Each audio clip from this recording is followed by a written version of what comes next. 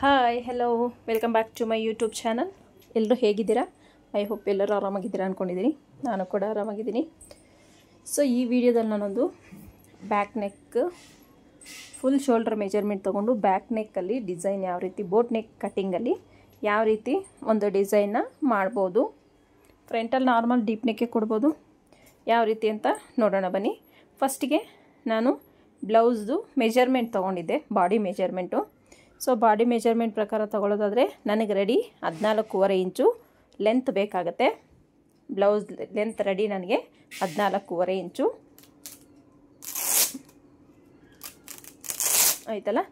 Waste ಬಂದು 31.5 ಇಂಚು. Chest measurement ಬಂದು 38 ಇಂಚು.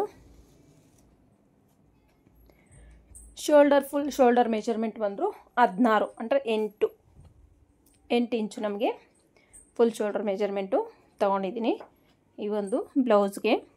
So ನನಗೆ ಫಸ್ಟು 14.5 ರೆಡಿ ಬೇಕು ಅಂದರೆ ನಾನು 1 ಇಂಚ್ ಆ್ಯಡ್ ಮಾಡಿಕೊಂಡು 15.5 ಇಂಚಿಗೆ ಫಸ್ಟ್ ಲೆಂತ್ನ ಮಾರ್ಕ್ ಮಾಡ್ಕೊಳ್ತಾ ಇದ್ದೀನಿ. ಯಾವುದೇ ಬ್ಲೌಸ್ ತೊಗೊಳ್ಳಿ ನೀವು ಫಸ್ಟು ಬ್ಲೌಸ್ ಲೆಂತ್ನ ಮಾರ್ಕ್ ಮಾಡ್ಕೊಳ್ಳೋದು ಫಸ್ಟು ಸ್ಟೆಪ್ಪಲ್ಲೇ ಫಸ್ಟ್ ತಗೋಬೇಕಾಗಿರೋದೇ ಬ್ಲೌಸ್ ಲೆಂತು. ಬ್ಲೌಸ್ ಲೆಂತ್ಗೆ ಒಂದು ಮಾರ್ಕಿಂಗ್ನ ಮಾಡ್ತಿದ್ದೀನಿ ನೋಡಿ. ಈ ರೀತಿ ನೀಟಾಗಿ ಬ್ಲೌಸ್ ಲೆಂತ್ನ ಮಾರ್ಕ್ ಮಾಡ್ಕೊಂಡಿದ್ದಾದಮೇಲೆ ನೆಕ್ಸ್ಟು ನಾವು ಶೋಲ್ಡ್ರ್ ಎಷ್ಟು ಬೇಕು ಅನ್ನೋದು ತೊಗೋಬೇಕಾಗತ್ತೆ ನೋಡಿ. ರೆಡಿ ನಮ್ಗೆ 14.5 ಬೇಕು ಅಂದರೆ 1 ಇಂಚ್ ಆ್ಯಡ್ ಮಾಡಿಕೊಂಡು 15.5 ತೊಗೊಂಡ್ವಲ್ಲ. ಸೊ ಈಗ ಶೋಲ್ಡ್ರ್ ಮೆಜರ್ಮೆಂಟು 8 ರೆಡಿ ನನಗೆ 8 ಇಂಚು ನಾನು ಶೋಲ್ಡ್ರನ್ನ ತಗೊಳ್ತಾ ಇದ್ದೀನಿ.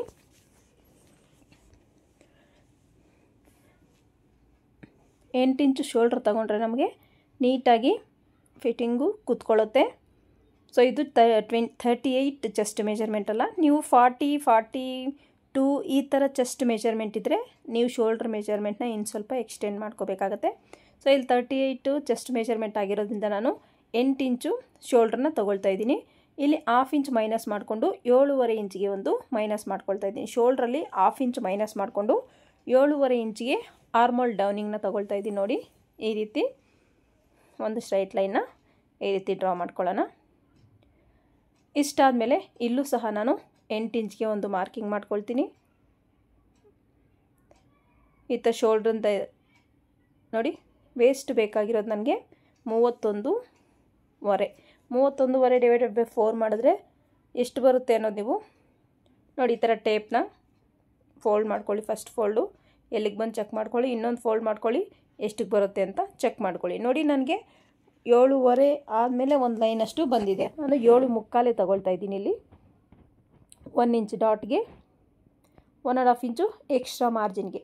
ಸೊ ಎಕ್ಸ್ಟ್ರಾ ಮಾರ್ಜಿನ್ ನಿಮ್ಗೆ ಎಷ್ಟು ಬೇಕೋ ಅಷ್ಟು ಇಟ್ಕೊಳ್ಳಿ. 2 ಇಂಚ್ ಬೇಕು ಅನ್ನೋರು 2 ಇಂಚ್ ಇಟ್ಕೊಳ್ಳಿ, ತೊಂದರೆ ಇಲ್ಲ. 1.5 ಸಾಕು ಅಂದರೆ 1.5 ಸಾಕು ನೋಡಿ.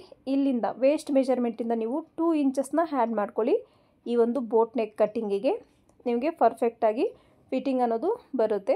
ವೇಸ್ಟ್ ಮೆಜರ್ಮೆಂಟ್ ತೊಗೊಳ್ತೀರಲ್ಲ ಅದರಲ್ಲಿ 2 ಇಂಚನ್ನ ಸೇರಿಸ್ಕೊಳ್ತಾ ಚೆಸ್ಟ್ ಮೆಜರ್ಮೆಂಟ್ನ ತಗೊಳ್ಳಿ. ನಿಮಗೆ ಪರ್ಫೆಕ್ಟಾಗಿ ಫಿಟ್ಟಿಂಗ್ ಅನ್ನೋದು ಬರುತ್ತೆ. ಈಗ ಚೆಸ್ಟ್ ಪಾಯಿಂಟು ವೇಸ್ಟ್ ಪಾಯಿಂಟು ಸೇರಿಸ್ತಾ ಒಂದು ಗೆರೆ ಹಾಕ್ಕೊಳ್ಳೋಣ ಈ ರೀತಿ.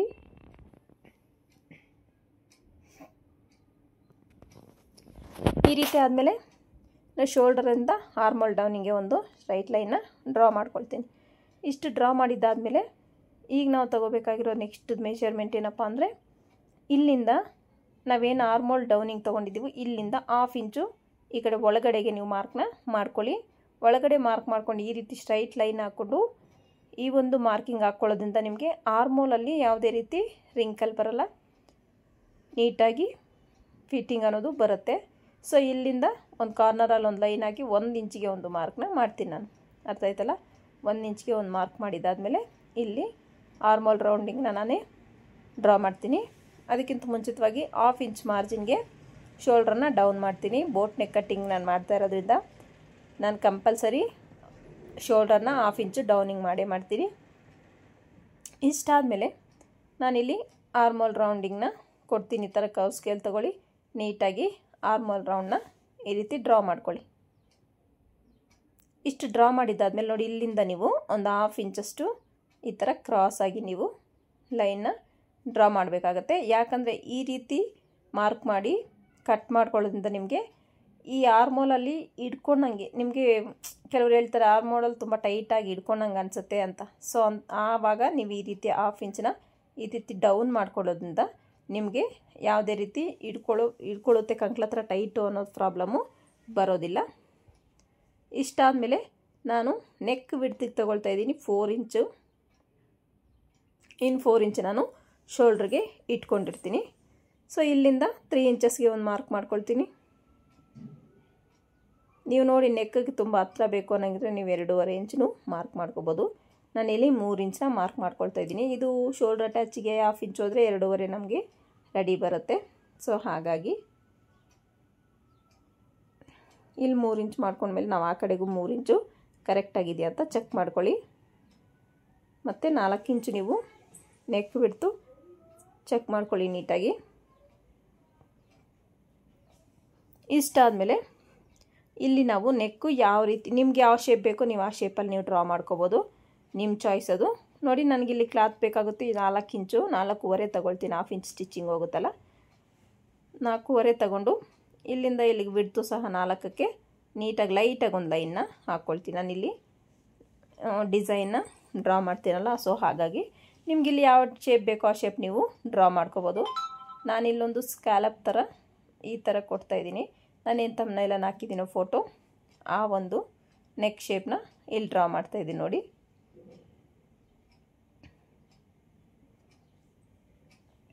ನೀಟಾಗಿ ಈ ರೀತಿ ಡ್ರಾ ಮಾಡ್ಕೊಳ್ಳಿ. ಇಷ್ಟು ಡ್ರಾ ಮಾಡಿದ್ದಾದಮೇಲೆ ನೋಡ್ಕೊಳ್ಳಿ ನಿಮ್ಗೆ ಯಾವ ಶೇಪ್ ಬೇಕೋ ಆ ಶೇಪ್ ನೀವು ಡ್ರಾ ಮಾಡ್ಕೋಬೋದು. ಇಲ್ಲಿ ಸ್ವಲ್ಪ ಡೌನಿಗೆ ಬಂದು ಸ್ವಲ್ಪ ಕರ್ವಾಗಿ ನಾನು ತಗೊಂಡು ಡೌನಿಗೆ ಬರ್ತೀನಿ.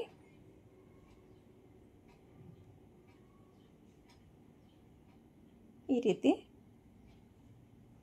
ರೀತಿ ಬೇಕಾದ್ರೂ ನೀವು ತಗೋಬೋದು. ಇಲ್ಲ ಇನ್ನು ಸ್ವಲ್ಪ ಬ್ರಾಡ್ ತಗೊಳ್ಳೋಣ ಅನಿಸ್ತು, ಇನ್ನು ಸ್ವಲ್ಪ ಬ್ರಾಡ್ ತಗೊಳ್ತಾ ಇದ್ದೀನಿ. ನಿಮ್ಗೆ ಯಾವ ರೀತಿ ಬೇಕೋ, ನಿಮಗೆ ಬ್ರಾಡ್ ಹಾಕ್ತೀನಿ ಅನ್ನೋರಾದರೆ ನೀವು ಬ್ರಾಡಾಗಿ ತಗೋಬೋದು, ತೊಂದರೆ ಇಲ್ಲ. ಇಲ್ಲ ಸ್ವಲ್ಪ ಬ್ರಾಡ್ ಬೇಡ ನನಗೆ, ಸ್ವಲ್ಪ ನಾನು ಕಡಿಮೆ ಡೀಪ್ ಹಾಕೋದು ಅನ್ನೋರಿಗೆ ನೀವು ಬ್ರಾಡ್ ಕಮ್ಮಿ ಮಾಡಿಕೊಂಡ್ರೆ ಉತ್ತಮ. ನೋಡಿ ಈ ರೀತಿ ಮಾಡ್ಕೊಳ್ಳೋದ್ರಿಂದ ನಿಮಗೆ ಬ್ರಾಡಾಗಿ ಬರುತ್ತೆ. ಸೊ ಬ್ರಾಡಾಗಿ ಡೀಪ್ನ ಹಾಕೋರು, ಡೀಪ್ ನೆಕ್ ಹಾಕೋರು ಈ ಒಂದು ಡಿಸೈನ್ನ ಕಟ್ ಮಾಡ್ಕೊಳ್ಳಿ. ಅರ್ಥ ಆಯ್ತಲ್ಲ? ಈ ಒಂದು ಡಿಸೈನ್ನ ಬ್ರಾಡಾಗಿ ಹಾಕ್ತೀನಿ ಅನ್ನೋರು ಕಟ್ ಮಾಡ್ಕೋಬೋದು.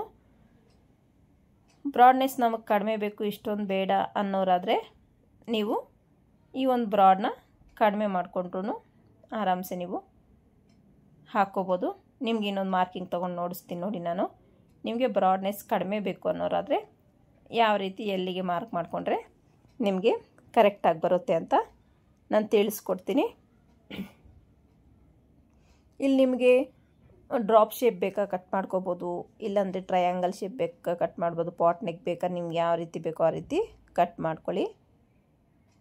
ನೋಡಿ ನೀವು ಬ್ರಾಡ್ನೆಸ್ ಬೇಡ ಅನ್ನೋರು ಸ್ವಲ್ಪ ಕಡಿಮೆಗೆ ಈ ರೀತಿನೂ ಮಾರ್ಕ್ ಮಾಡ್ಕೋಬೋದು. ತುಂಬ ಚೆನ್ನಾಗಿರುತ್ತೆ ಈ ಒಂದು ನೆಕ್ ಶೇಪು. ಟ್ರೈ ಮಾಡಿ ನೋಡಿ. ನಾನು ಕ್ಯಾನ್ವಾಸ್ ಮೇಲೆ ಮತ್ತೆ ಮಾರ್ಕಿಂಗಾಗಿ ಕಟ್ ಮಾಡ್ತೀನಲ್ಲ, ಸೊ ಇಲ್ಲಿ ರಫ್ ಸ್ಕೆಚ್ ಥರ ಹಾಕಿದ್ದೀನಿ. ಈ ಥರ ಬ್ಯಾಕ್ ಪಾರ್ಟ್ ನಾನು ಡಿಸೈನ್ ಕೊಡಬೇಕು ಅಂದ್ಕೊಂಡಿರೋದು, ಸೊ ಹಾಗಾಗಿ ನಾನು ಇದನ್ನು ಡ್ರಾ ಮಾಡಿದ್ದೀನಿ. ಇಷ್ಟಾದಮೇಲೆ ಡಾಟ್ನ ಮಾರ್ಕ್ ಮಾಡ್ಕೊಳ್ಳೋಣ. ಡಾಟ್ ಲೆಂತ್ ತಗೊಳ್ತೀನಿ ನಾನು 4 ಇಂಚಷ್ಟು. ಸೊ ನೀವು ಟೇಪಲ್ಲಿ ನೀಟಾಗಿ ಮೆಜರ್ಮೆಂಟ್ ತಗೊಂಡು ಡಾಟ್ನ ಮಾರ್ಕ್ ಮಾಡ್ಕೊಳ್ಳಿ. ನನ್ನ ವೀಡಿಯೋನ ಯಾರೆಲ್ಲ ಹೊಸದಾಗಿ ನೋಡ್ತಾ ಇದ್ದೀರಾ ಪ್ಲೀಸ್ ಚಾನಲ್ನ ಸಬ್ಸ್ಕ್ರೈಬ್ ಮಾಡ್ಕೊಂಡು ವೀಡಿಯೋ ನೋಡಿ. ಹಾಗೆಯೇ ಪಕ್ಕದಲ್ಲಿರೋ ಬೆಲ್ ಐಕನ್ನ ಕ್ಲಿಕ್ ಮಾಡಿ ಆಲ್ ಹತ್ರ ಸೆಟ್ ಮಾಡಿದ್ರೆ ನಾನು ಹಾಕೋ ಪ್ರತಿಯೊಂದು ವೀಡಿಯೋ ನೋಟಿಫಿಕೇಷನು ನಿಮ್ಗೆ ಮುಂಚಿತವಾಗಿ ಬರುತ್ತೆ.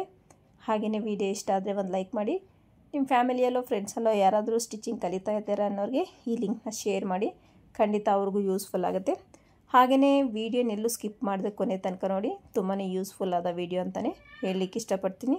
ಇಷ್ಟು ಬ್ಯಾಕ್ ಪಾರ್ಟು ನಂದು ಕಟ್ಟಿಂಗ್ ಮಾರ್ಕಿಂಗ್ದು ಮುಗೀತು.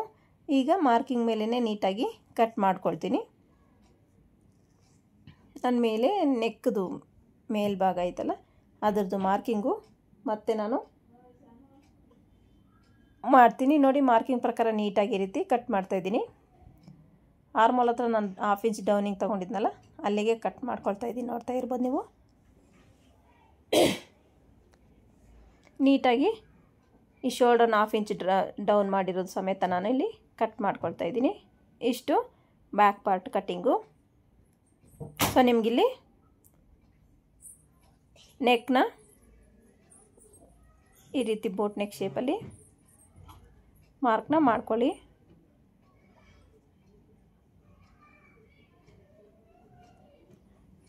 ಈ ರೀತಿ ಮಾಡಿಕೊಂಡ್ರೆ ನಿಮಗೆ ಬ್ಯಾಕ್ ಪಾರ್ಟು ಮಾರ್ಕಿಂಗ್ ಮುಗೀತು. ಬ್ಯಾಕ್ ನೆಕ್ ಮಾರ್ಕಿಂಗ್ ಮುಗಿದ್ಮೇಲೆ ನೀವು ಫ್ರಂಟ್ ನೆಕ್ನ ಕಟ್ ಮಾಡ್ಕೊಳ್ಳೋಣ. ಬನ್ನಿ ಯಾವ ರೀತಿ ಕಟ್ ಮಾಡ್ಕೊಳ್ಳೋದು ಅಂತ ನೋಡೋಣ.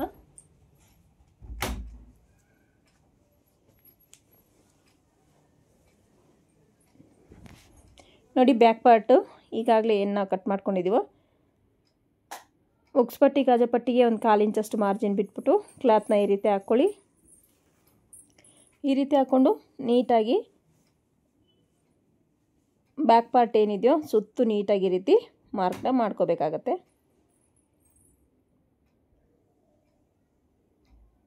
ಈ ರೀತಿ ನೋಡಿದ್ರಲ್ಲ. ಈಗ ನೆಕ್ಗೆ ಮತ್ತು ಆರ್ಮೋಲ್ಗೆ ಮಾತ್ರ ಈ ರೀತಿ ಸ್ವಲ್ಪ ಟ್ಯಾಪ್ ಮಾಡ್ಕೊಳ್ಳಿ. ಮಾರ್ಕಿಂಗ್ ಬೀಳುತ್ತೆ ಅಂತ ಈಸಿಯಾಗಿ ನಾವು ಮಾರ್ಕ್ ಮಾಡ್ಕೋಬೋದು. ಇಷ್ಟಾದಮೇಲೆ ಈಗ ನಾನು ಫಸ್ಟಿಗೆ ನೆಕ್ನ ಮಾರ್ಕಿಂಗ್ ಮಾಡ್ಕೊಳ್ತೀನಿ. ವಿಡಿಯೋನೆಲ್ಲೂ ಸ್ಕಿಪ್ ಮಾಡದೆ ಕೊನೆ ತನಕ ನೋಡಿ, ನಿಮಗೆ ಯೂಸ್ಫುಲ್ ಆಗುತ್ತೆ ಅಂತ ಹೇಳ್ತೀನಿ. ಕಲಿಯೋ ಇಂಟ್ರೆಸ್ಟ್ ಇರೋರು ಎಲ್ಲೂ ಸ್ಕಿಪ್ ಮಾಡದೆ ನೋಡಿ. 4.25 ಇಂಚು ನಮಗೆ ನೆಕ್ ವಿಡ್ತ್ ಬರುತ್ತೆ. ಯಾಕಂದರೆ 1/4 ಇಂಚು ನಮಗೆ ಉಕ್ಸ್ಪಟ್ಟಿ ಕಾಜಾಪಟ್ಟಿಗೆ ಹೋಗುತ್ತಲ್ಲ, ಹಾಗಾಗಿ 6 ಇಂಚು ನಾನು ನೆಕ್ ಡೀಪ್ನ ತಗೊಳ್ತೀನಿ. ಸೊ ನೆಕ್ ವಿಡ್ತು ಜಾಸ್ತಿ ಇರೋದ್ರಿಂದ ನಿಮಗೆ ಡೀಪ್ ಜಾಸ್ತಿ ತಗೊಂಡಷ್ಟು ನಮಗೆ ನೆಕ್ ಅನ್ನೋದು ಲೂಸ್ ಆಗೋ ಚಾನ್ಸಸ್ ಇರುತ್ತೆ. ಸೊ ಹಾಗಾಗಿ ನೀವು ನೆಕ್ ವಿಡ್ತ್ ಜಾಸ್ತಿ ಇದ್ದಾಗ ನೆಕ್ ಡೀಪ್ ಲೆಂತ್ ನೀವು ಕಡಿಮೆ ಮಾಡ್ಕೋಬೇಕಾಗತ್ತೆ. ಇಲ್ಲಾಂದರೆ ನಮಗೆ ನೆಕ್ಕು ಲೂಸ್ ಆಗಿರುತ್ತೆ, ಫಿಟ್ಟಾಗಿ ಕೂತ್ಕೊಳ್ಳಲ್ಲ. ಸೊ ಹಾಗಾಗಿ 2 ಇಂಚಸ್ ಮೈನಸ್ ಮಾಡ್ತೀನಿ ನಾನು ಶೇಪ್ ಬೆಲ್ಟ್ಗೋಸ್ಕರ. ಶೇಪ್ ಬೆಲ್ಟ್ಗೋಸ್ಕರ 2 ಇಂಚ್ ಮೈನಸ್ ಮಾಡಿದ್ದಾದಮೇಲೆ 1.5 ಇಂಚ್ ಇಲ್ಲಿ ಮೈನಸ್ ಮಾಡ್ತೀನಿ. ಮತ್ತು ನಾನಿಲ್ಲಿ ಡಾಟ್ನ ಮಾರ್ಕ್ ಮಾಡ್ತಾಯಿದ್ದೀನಿ. ನೋಡಿ, ಈ ಡಾಟ್ ಮಾರ್ಕಿಂಗ್ ಅಷ್ಟೇ ನಾನು ಡೀಟೇಲ್ಡಾಗಿ ಹೇಳ್ಕೊಟ್ಟಿದ್ದೀನಿ.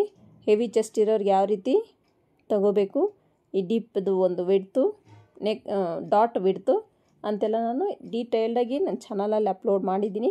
ಸೊ ಯಾರಿಗೆಲ್ಲ ಡೌಟ್ ಇದೆ ಒಂದು ಸಲ ಚಾನಲ್ನ ಚೆಕ್ ಮಾಡಿ, ಇಂಟ್ರೆಸ್ಟ್ ಇರೋರು ನೋಡಿ ಕಲ್ತ್ಕೊಳ್ಳಿ.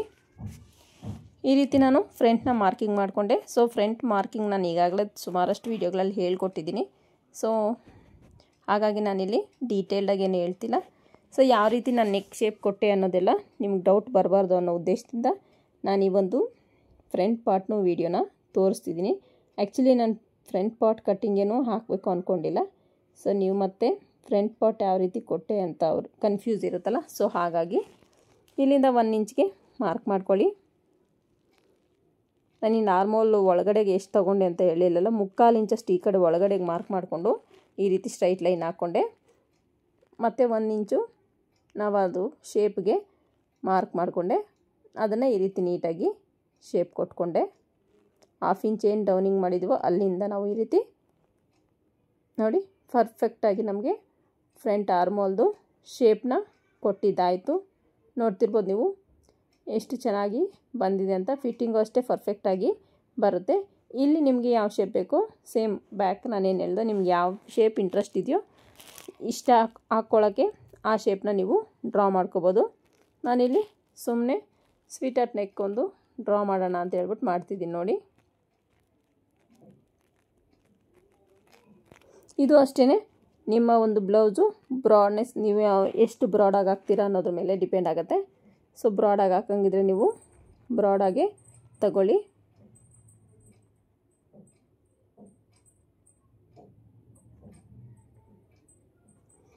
ನೋಡ್ತಿರ್ಬೋದು ಈ ರೀತಿ ಫ್ರಂಟ್ ಮಾರ್ಕಿಂಗು ಮುಗೀತು ನಂದು ನೆಕ್ದು.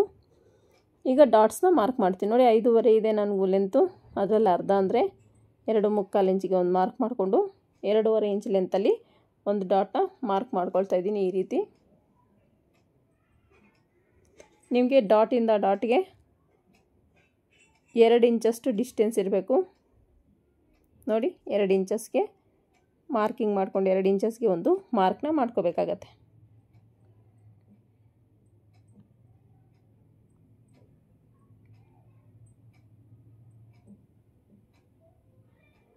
ಈ dot very important, middle dot. ಈ ಡಾಟ್ ನಾವು ಎಷ್ಟು ಮೆಜರ್ಮೆಂಟ್ ತೊಗೊಂಡು ಹೇಗೆ ಹಾಕ್ತೀವೋ ಫ್ರಂಟ್ ಪಾರ್ಟಲ್ಲಿ ನಿಮ್ಮ ಫಿನಿಶಿಂಗ್ ಅಷ್ಟು ಚೆನ್ನಾಗಿ ಬರುತ್ತೆ. ನೋಡಿ, ಡಾಟ್ ಮಾರ್ಕಿಂಗ್ ಮಾಡ್ಕೊಂಡಿದ್ದು ಮುಗೀತು.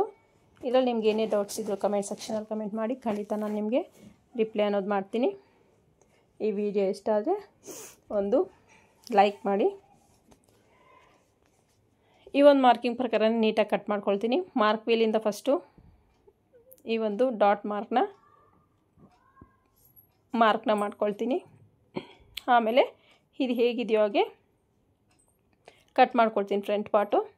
ಸೊ ನಿಮಗೆ ಈ ಒಂದು ಫ್ರಂಟ್ ಪಾರ್ಟಲ್ಲಿ ಏನೇ ಡೌಟ್ಸ್ ಇದ್ದರೂ ಖಂಡಿತ ಕಮೆಂಟ್ ಸೆಕ್ಷನಲ್ಲಿ ಕಮೆಂಟ್ ಮಾಡಿ, ನಾನು ನಿಮಗೆ ಆನ್ಸರ್ ಮಾಡ್ತೀನಿ. ಸುಮಾರಷ್ಟು ಜನ ನನ್ನ ವೀಡಿಯೋಸ್ ನೋಡಿ ಕಮೆಂಟ್ ಮಾಡಿದ್ದೀರಾ, ಯಾವ ರೀತಿ ಸ್ಟಿಚ್ ಮಾಡ್ಕೋಬೇಕು ಏನು ಎತ್ತ ಅಂತ ನಿಮಗಿರೋ ಡೌಟ್ಸ್ನೆಲ್ಲ ಕಮೆಂಟ್ ಸೆಕ್ಷನಲ್ಲಿ ಕಳಿಸಿದ್ದೀರಾ. ಸೊ ನನ್ನ ಕೈಲಾದಷ್ಟು ನಾನು ನಿಮಗೆ ರಿಪ್ಲೈ ಕೊಟ್ಟಿದ್ದೀನಿ.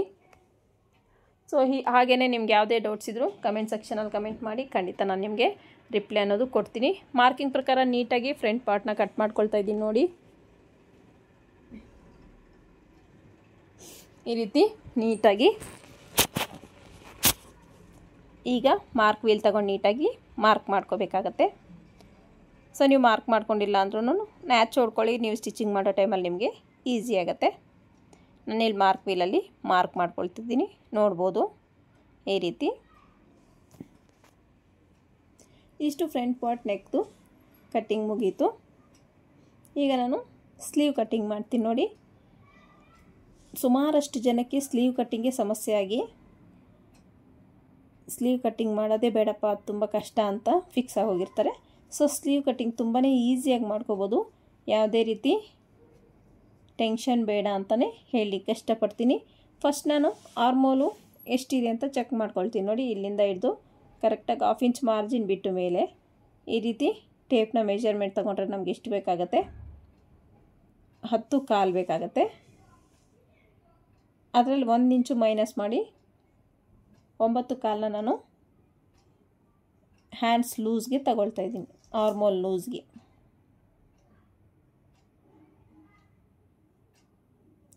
ಅರ್ಥ ಆಯ್ತಲ್ಲ?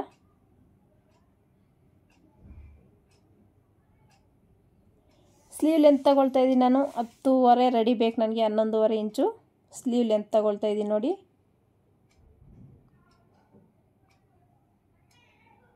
ಹನ್ನೊಂದೂವರೆ ಇಂಚು ಇಲ್ಲಿಗೂ ಒಂದು ಮಾರ್ಕ್ ಮಾಡಿಕೊಂಡು ಸ್ಟ್ರೈಟ್ ಲೈನ್ನ ಡ್ರಾ ಮಾಡ್ಕೊಳ್ತಿದ್ದೀನಿ ಈ ರೀತಿ.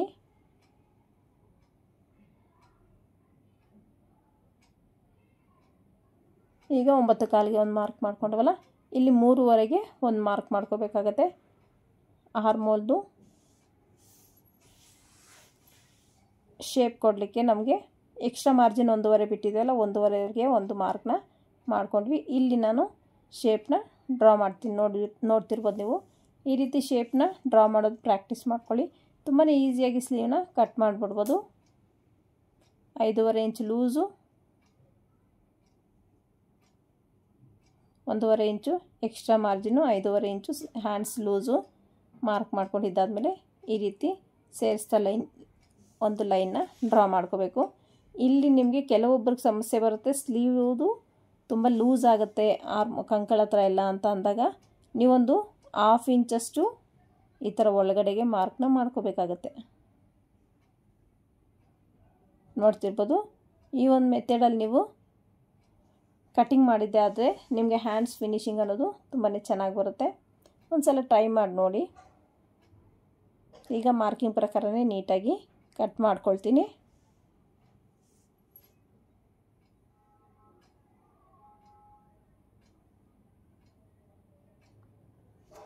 ನೋಡಿ, ಹ್ಯಾಂಡ್ಸು ಕಟ್ಟಿಂಗ್ ಮುಗೀತು ನಂದು. ಮಾರ್ಕ್ ವೀಲಿಂದ ನಾನು ಮಾರ್ಕ್ ಮಾಡ್ಕೊಳ್ತಾ ಇದ್ದೀನಿ. ಆ ಡಾಟ್ ಏನು ಹಾಕಿದ್ದೀವೋ ಅದರ ಮೇಲೆ ನೀಟಾಗಿ ಮಾರ್ಕಿಂಗ್ ವೀಲಲ್ಲಿ ಮಾರ್ಕ್ ಮಾಡ್ಕೋಬೇಕಾಗತ್ತೆ. ಈ ರೀತಿ ಮಾರ್ಕ್ ಮಾಡ್ಕೊಳ್ಳೋದ್ರಿಂದ ಎರಡೂ ಕಡೆ ಮಾರ್ಕಿಂಗ್ ಅನ್ನೋದು ಬೀಳುತ್ತೆ. ಸ್ಟಿಚಿಂಗ್ ಟೈಮಲ್ಲಿ ತುಂಬಾ ಈಸಿಯಾಗಿ ಸ್ಟಿಚ್ ಮಾಡ್ಕೋಬಹುದು ಅಂತ ಒಂದು ಉದ್ದೇಶ ಅಷ್ಟೇ. ಈಗ ಫ್ರಂಟ್ ಪಾರ್ಟು ಶೇಪ್ನ ತೆಗಿತಿದ್ದೀನಿ. ನೋಡಿ, ಆರ್ಮೋಲ್ ಹತ್ರ ಇಲ್ಲಿಂದ ನೀಟಾಗಿ ಒಂದು 1/2 ಇಂಚಷ್ಟು ಈ ರೀತಿ ಮಾರ್ಕ್ ಮಾಡಿಕೊಂಡು ಕಟ್ ಮಾಡ್ಕೋಬೇಕಾಗತ್ತೆ. ನೋಡಿ ಎಷ್ಟು ಚೆಂದ ಕಾಣಿಸ್ತಿದೆ ಈ ಒಂದು ಫ್ರಂಟ್ ಆರ್ಮೋಲ್ ಮಾರ್ಕಿಂಗ್ ಅನ್ನೋದು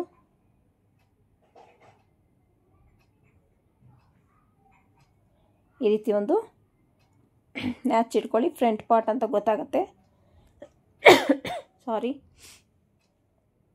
ಇಷ್ಟಾದಮೇಲೆ ನಾನು ಶೇಪ್ ಬೆಲ್ಟ್ನ ಕಟ್ ಮಾಡ್ತೀನಿ. ಶೇಪ್ ಬೆಲ್ಟು ಅಷ್ಟೇ ಮೆಜರ್ಮೆಂಟ್ ಪ್ರಕಾರ ಕಟ್ ಮಾಡ್ಕೋಬೇಕು. ಯಾವುದಪ್ಪ ಮೆಜರ್ಮೆಂಟು ಅಂದರೆ ಫ್ರಂಟ್ ಪಾರ್ಟಲ್ಲಿ ನೀವು ಫ್ರಂಟ್ ಪಾರ್ಟ್ ಏನು ತೊಗೊಂಡಿದ್ದೀವೋ ಅದರಲ್ಲಿ ಮೆಜರ್ಮೆಂಟ್ ತೊಗೋಬೇಕು, ಲೆಂತ್ ಎಷ್ಟು ಬೇಕು ಅಂತ.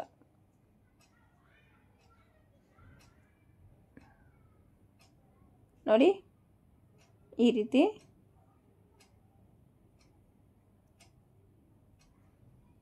ನೋಡಿದ್ರಲ್ಲ, 10 ಇಂಚು ಬೇಕಾಗುತ್ತೆ. ನಾನೊಂದು 1/2 ಇಂಚು ಎಕ್ಸ್ಟ್ರಾನೇ ತಗೊಳ್ತೀನಿ.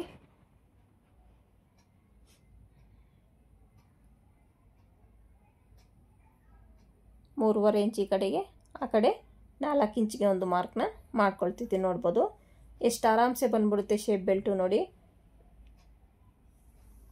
ಈ ರೀತಿ ಶೇಪ್ ಬೆಲ್ಟ್ನ ಕಟ್ಟಿಂಗು ಮಾಡ್ಕೊಳ್ತಾ ಇದ್ದೀನಿ. ನೋಡಿ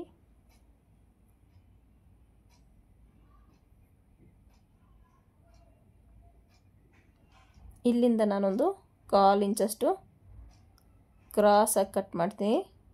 ಈ ರೀತಿ ಕಟ್ ಮಾಡೋದ್ರಿಂದ ಅಷ್ಟೇ ಬ್ಲೌಸು ಫಿನಿಶಿಂಗ್ ತುಂಬ ಚೆನ್ನಾಗಿರುತ್ತೆ. ಸೊ ಹಾಗಾಗಿ ನೀವೊಂದು 1/4 ಇಂಚಷ್ಟು ಈ ರೀತಿ ಕಟ್ ಮಾಡ್ಕೊಬಿಡಿ.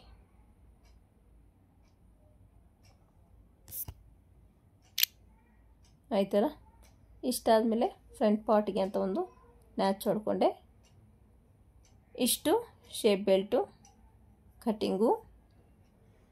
ಇದು front part cutting, sleeves cutting ಮತ್ತು ಬ್ಯಾಕ್ ಪಾರ್ಟು ಕಟ್ಟಿಂಗು. ಪೂರ್ತಿ ನಂದು ಕಟ್ಟಿಂಗ್ ಎಲ್ಲ ಮುಗೀತು. ಈಗ ಮೇನ್ ಫ್ಯಾಬ್ರಿಕ್ ಮೇಲೆ ಹಾಕಿ ಕಟ್ ಮಾಡ್ಕೊಳ್ಳೋದು ಯಾವ ರೀತಿ ಅಂತ ನೋಡೋಣ ಬನ್ನಿ. ನಾನು ಪದೇ ಪದೇ ಹೇಳ್ತಾ ಇರ್ತೀನಿ, ನೀವು ಮಿಷಿನ್ ಮೇಲೆ ಇಟ್ಕೊಂಡು ಯಾವುದೇ ಕಾರಣಕ್ಕೂ ಎಕ್ಸ್ಟ್ರಾ ಲೈನಿಂಗ್ ಕ್ಲಾತ್ನ ಅದ್ರ ಮೇಲಿಟ್ಟು ಕಟ್ ಮಾಡ್ಕೋಬೇಡಿ. ಯಾಕೆ ಅಂತೀರಾ? ಸೊ ಒಂದೇ ಸಲ ನೀವು ಫ್ಲೋರ್ ಮೇಲೆ ಹಾಕ್ಕೊಂಡು ಒಂದ್ರ ಪಕ್ಕ ಒಂದು ಜೋಡಿಸಿ ನಿಮಗೆ ಕ್ಲಾತ್ ಸರಿ ಹೋಗಿದೆಯಾ ಅಂತ ಚೆಕ್ ಮಾಡಿಕೊಂಡು ನೀವು ಕಟ್ ಮಾಡಬೇಕಾಗತ್ತೆ. ಫಸ್ಟಿಗೆ ಸ್ಲೀವ್ನ ಮಾರ್ಕ್ ಮಾಡ್ಕೊಳ್ತೀನಿ. ನೋಡಿ ಈ ರೀತಿ ಫಸ್ಟು ಸ್ಲೀವ್ನ ಮೇನ್ ಫ್ಯಾಬ್ರಿಕ್ ಮೇಲಿಟ್ಟು ಫಸ್ಟ್ ಸ್ಲೀವ್ನ ಕಟ್ ಮಾಡ್ಕೊಬಿಡ್ತೀನಿ.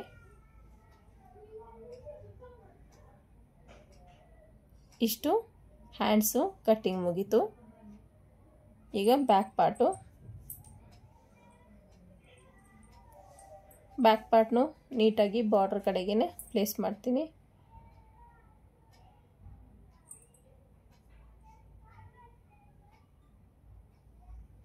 ಈ ರೀತಿ ಪರ್ಫೆಕ್ಟಾಗಿ ಇಟ್ಕೋಬೇಕು ನೀವು. ಫ್ರಂಟ್ ಪಾರ್ಟು ನೀಟಾಗಿ ಇಟ್ಕೊಳ್ಳಿ.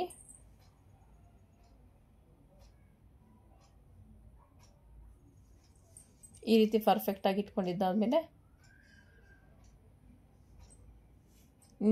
ನೀವು ಶೇಪ್ ಬೆಲ್ಟ್ನ ಲಾಸ್ಟಲ್ಲಿ ಕಟ್ ಮಾಡ್ಕೊಳ್ಳಿ. ಈಗ ನೆಕ್ ಪ್ರಕಾರನೇ ನೀಟಾಗಿ ಕಟ್ ಮಾಡ್ಕೊಳ್ಳೋಣ.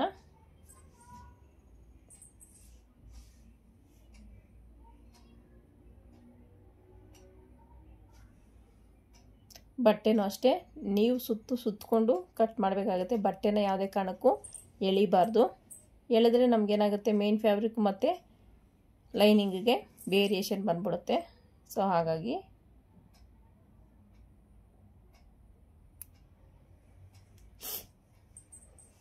ಇಷ್ಟು ಬ್ಯಾಕ್ ಪಾರ್ಟು.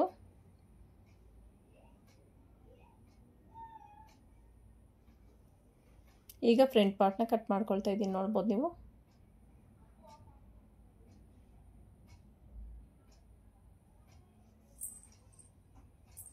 ನೋಡಿದ್ರಲ್ಲ, ಇಷ್ಟು ಫ್ರಂಟ್ ಪಾರ್ಟು. ನೀವು ಗಮನಿಸಬೇಕು, ಮೇನ್ ಫ್ಯಾಬ್ರಿಕ್ ಕಟ್ ಮಾಡಬೇಕಾದ್ರೆ ತುಂಬಾ ಕೇರ್ಫುಲ್ಲಾಗಿ ಬಾಟಮಲ್ಲೂ ಬಟ್ಟೆ ಬಂದೈತೆ ಇಲ್ಲ ಅಂತ ನಾವು ಚೆಕ್ ಮಾಡ್ಕೋಬೇಕಾಗತ್ತೆ.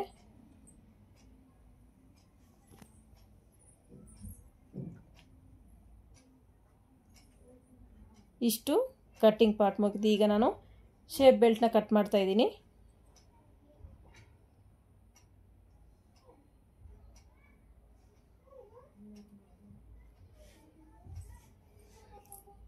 ಈ ರೀತಿ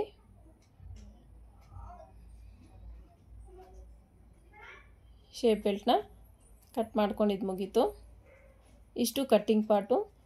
ಸೊ ಈ ಕಟ್ಟಿಂಗ್ ಪಾರ್ಟ್ ನಿಮ್ಗೆ ಹೇಗೆ ಅನ್ನಿಸ್ತು ಅಂತ ಕಮೆಂಟ್ ಸೆಕ್ಷನಲ್ಲಿ ಕಮೆಂಟ್ ಮಾಡಿ. ಸೊ ಇದ್ರ ಸ್ಟಿಚಿಂಗ್ ವೀಡಿಯೋ ಬೇಕಂದ್ರೂ ಕಮೆಂಟ್ ಸೆಕ್ಷನಲ್ಲಿ ಕಮೆಂಟ್ ಮಾಡಿ, ಖಂಡಿತ ಸ್ಟಿಚಿಂಗ್ ವೀಡಿಯೋನು ಬೇಕಾದರೆ ಅಪ್ಲೋಡ್ ಮಾಡೋಣ. ಸೊ ಇಷ್ಟು ಬ್ಯಾಕ್ ಪಾರ್ಟು, ಈ ಡಿಸೈನರ್ ಬ್ಲೌಸು ಕಟ್ಟಿಂಗು. ಸೊ ನಿಮ್ಗೆ ಹೇಗೆ ಅನ್ನಿಸ್ತು ಅಂತ ಕಮೆಂಟ್ ಸೆಕ್ಷನಲ್ಲಿ ಕಮೆಂಟ್ ಮಾಡಿ. ವಿಡಿಯೋ ಇಷ್ಟ ಆದರೆ ಒಂದು ಲೈಕ್ ಮಾಡಿ. ಯಾರು ಹೊಸದಾಗಿ ನನ್ನ ಚಾನಲ್ನ ನೋಡ್ತಾ ಇದ್ದೀರೋ ಪ್ಲೀಸ್ ಚಾನಲ್ನ ಸಬ್ಸ್ಕ್ರೈಬ್ ಮಾಡ್ಕೊಂಡು ವಿಡಿಯೋ ನೋಡಿ. ಹಾಗೆಯೇ ಪಕ್ಕದಲ್ಲಿರೋ ಬೆಲ್ ಐಕನ್ನ ಕ್ಲಿಕ್ ಮಾಡಿ ಆಲ್ ಹತ್ರ ಸೆಟ್ ಮಾಡಿದ್ರೆ ನಾನು ಹಾಕೋ ಪ್ರತಿಯೊಂದು ವೀಡಿಯೋ ನೋಟಿಫಿಕೇಷನು ನಿಮ್ಗೆ ಮುಂಚಿತವಾಗಿ ಬರುತ್ತೆ. ಈ ವಿಡಿಯೋ ಇಷ್ಟೊತ್ತು ನೋಡೋದಕ್ಕೆ ಥ್ಯಾಂಕ್ ಯು ಸೋ ಮಚ್. ಹಾಗೆಯೇ ನೀವು ಮನೆಯಲ್ಲಿ ಟ್ರೈ ಮಾಡಿ ನೋಡಿ. ಈ ಒಂದು ಬ್ಲೌಸ್ ಡಿಸೈನು ತುಂಬ ಚೆನ್ನಾಗಿ ಬರುತ್ತೆ. Thank you for watching.